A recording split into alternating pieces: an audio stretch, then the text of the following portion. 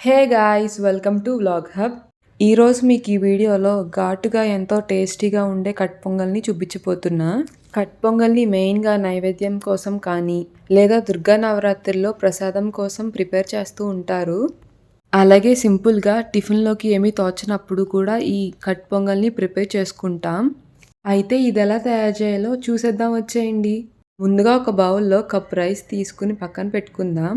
ఆ తర్వాత stove on చేసి ప్యాన్ పెట్టి 3/4 కప్పు పెసరపప్పుని తీసుకుందాం. మంటను మీడియం ఫ్లేమ్లో పెట్టి ఇలా తీసుకున్న పెసరపప్పు 2-3 నిమిషాల పాటు దోరగా ఫ్రై చేసుకుందాం. చూడండి, దోరగా ఫ్రై అయింది. ఇలా ఫ్రై అయిన తర్వాత దీనిని ముందుగా పెట్టుకున్న బియ్యంలోకి తీసుకుని 2-3 సార్లు పాటు బాగా కడగండి. ఇప్పుడు ఇందులోనే మళ్ళీ నీళ్ళని తీసుకుని ఒక అరగంట సేపు నానబెట్టండి. మీకు కావాలంటే వెంటనైనా ఉడికించవచ్చు. ఇలా నానడం వలన అన్నం తొందరగా ఉడుకుతుంది. అరగంట తర్వాత కట్ పొంగల్ని ఉడికించడానికి ఒక బౌల్ తీసుకుని దాంట్లో 6-7 కప్పుల వరకు నీళ్లు వేసుకుందాం. మనం రైస్ ఏ కప్పుతోనైతే తీసుకున్నామో ఆ కప్పుతోనే కలుచుకోవాలి. ఇందులోనే కొన్ని మిరియాలని, టేస్ట్కి తగ్గ ఉప్పుని తీసుకుని దీన్ని కవర్ చేసి నీళ్ళను బాగా వేడి చేయండి.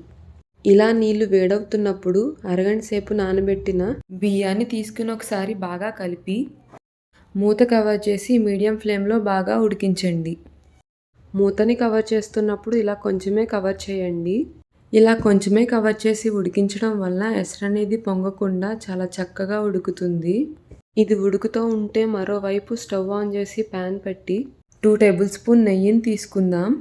నెయ్యి లేకపోతే ఆయిల్ అన్నా తీసుకోవచ్చు.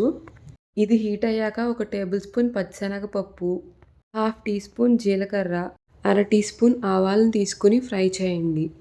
ఇలా కొంచెం ఫ్రై అయ్యాక 2 పచ్చిమిరపకాయలు, 1 టేబుల్ స్పూన్ సన్నగా తరిగిన అల్లం, 1/2 టీ స్పూన్ కచ్చాపచ్చాగా దంచుకున్న మిరియాల పొడిని, కొన్ని జీడిపప్పు బద్దల్ని తీసుకుని కాస్త ఫ్రై చేయండి.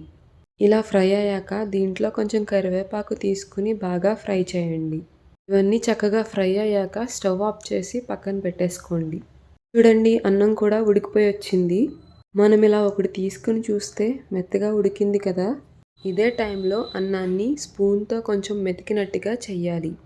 లేదా పప్పు గుత్తుతో అయినా ఇలా స్మాష్ కింద చేస్తే కన్సిస్టెన్సీ అనేది బాగా వస్తుంది.